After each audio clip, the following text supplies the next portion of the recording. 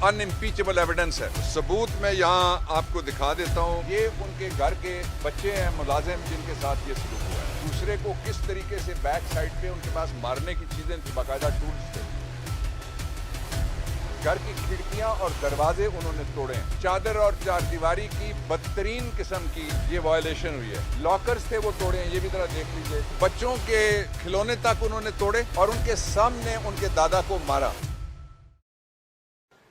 जो senior civil जज हैं जिनकी कोर्ट ने दिया है रिमांड फॉर 1 डे, परसों उन्होंने पेश होना है। आज का दिन ऑप्शनल भी होता है रिमांड में, तो वो इन 2 दिनों के बाद वो आएंगे अदालत में। वो हमने उसके सारे सबूत इकट्ठे कर लिए हैं। वो सबूत मैंने तस्वीरों समेत इमरान खान साहब से डिस्कस किए हैं।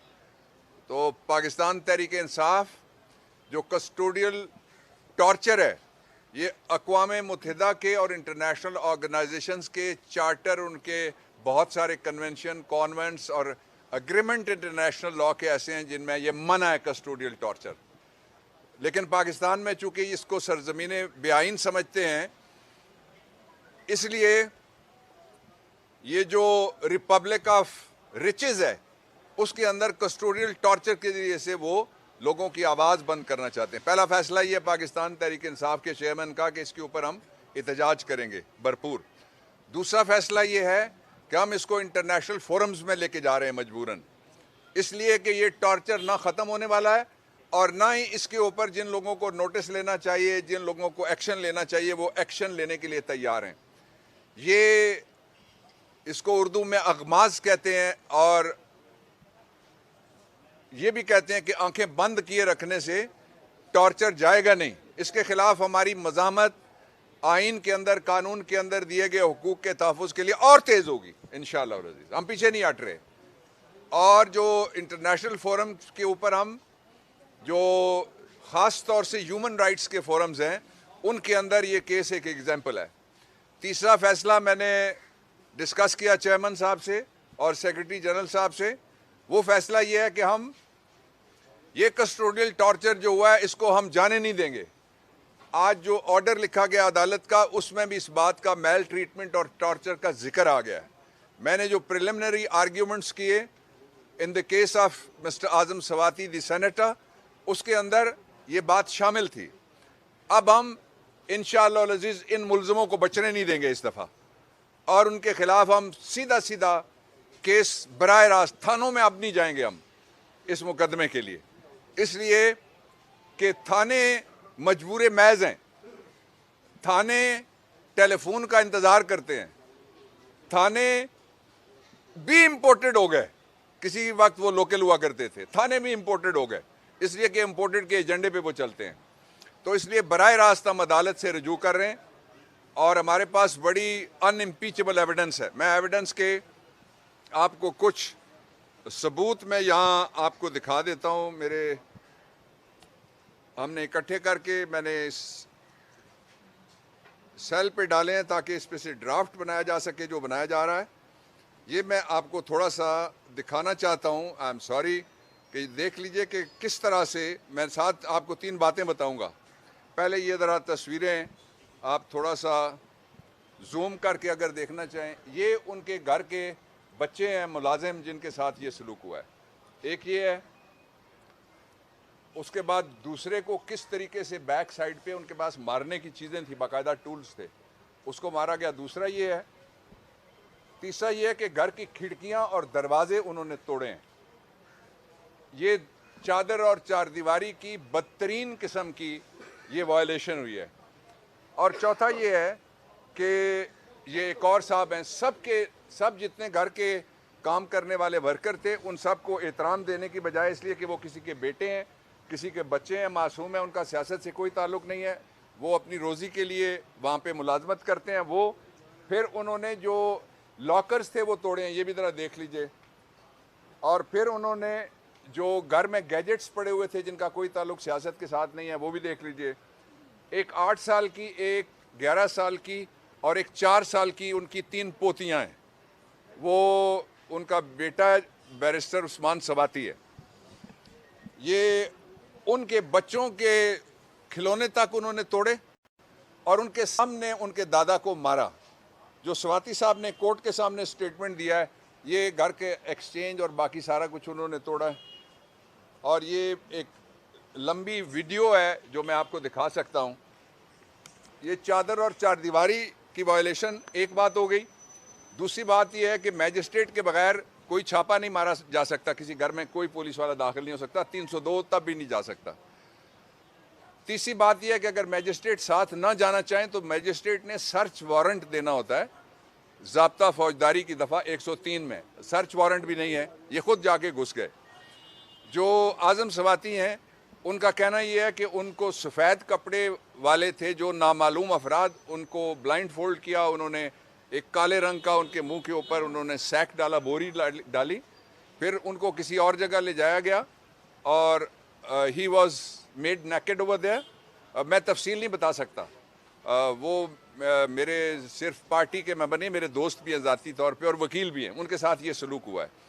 और मैं ये बात दोहराना चाहता हूँ आप सबके सामने कि ये दूसरा सेनेटर है जिसका ताल्लुक पाकिस्तान तहरीक इंसाफ से है। पहले को सेनेटर को उनके घर पे, सेनेटर सैफ की मैं बात कर रहा हूँ, उनके घर पे छापा मारा गया गैर कानूनी।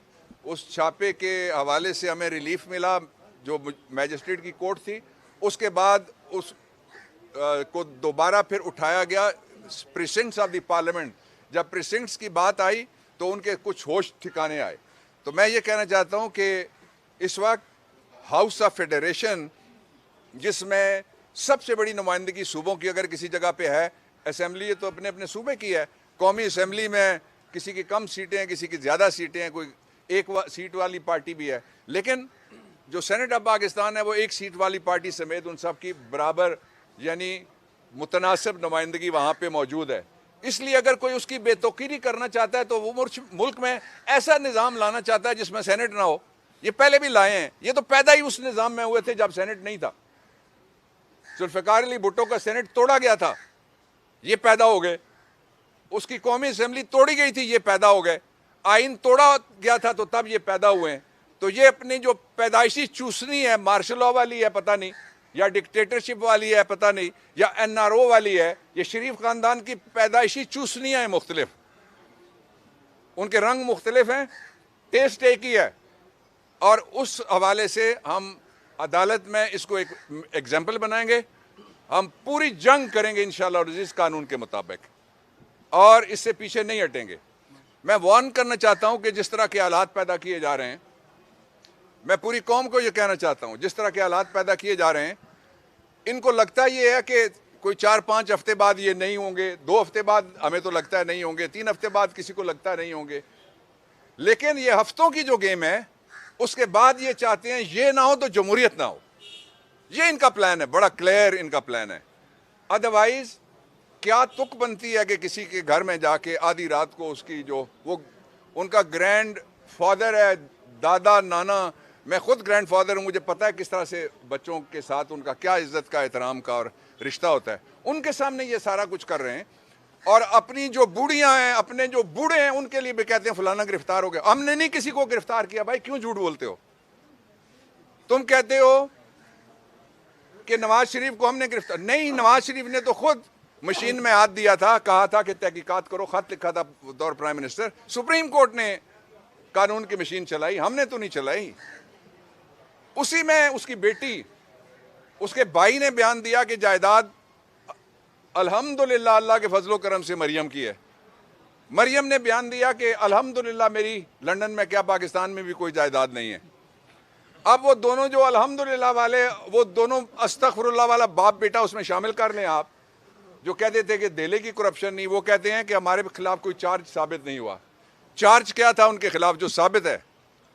ये मैं उनको बता देना चाहता हूं। हमारी गवर्नमेंट आई तो उनका ट्रायल नहीं हुआ, ट्रायल से पहले बरी हुए हैं। ट्रायल अगर किसी का एक दफा हो जाए तो आइन कहता है और ज़ाब्ता फौजदारी कहता है कि उसका दोबारा ट्रायल नहीं होगा। ये मुकदमे हम खोलेंगे, नहीं खोलेंगे तो समझिए कि हम अपने जो इंसाफ के साथ कमिटमेंट है उसमें हम कामयाब नहीं होंगे।